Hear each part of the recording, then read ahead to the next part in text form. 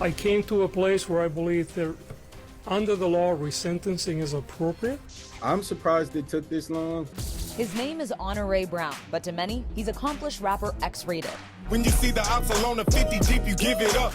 And he knows the Menendez brothers better than most of their own family. You're saying you guys were like brothers? Yeah, they jokingly call me the Menendez Brothers. it's a stupid joke.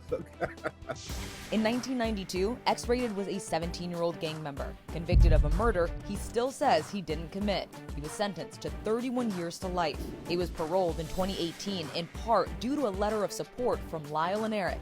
What was your first impression?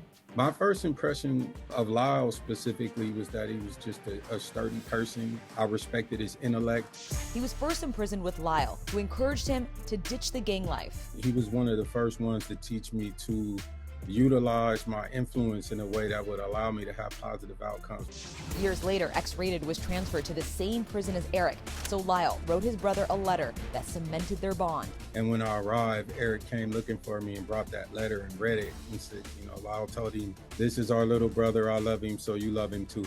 And he was there when the brothers were reunited behind bars after 2 decades apart. You were the only person in the room?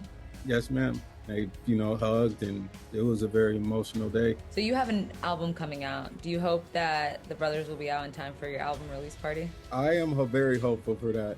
Also hopeful is Dr. Anne Burgess, an expert witness for the defense during the brothers' first trial that ended in a hung jury. I think that's all good news. I spent most of my time interviewing Erik. The professor was featured in the Netflix documentary The Menendez Brothers and spent 50 hours with Erik using art therapy to communicate. That's when the alarming story of abuse came to light on paper.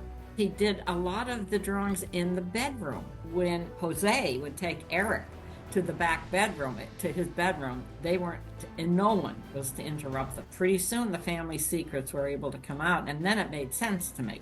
The brothers' fight for freedom is not over, as the parole board will have the final say.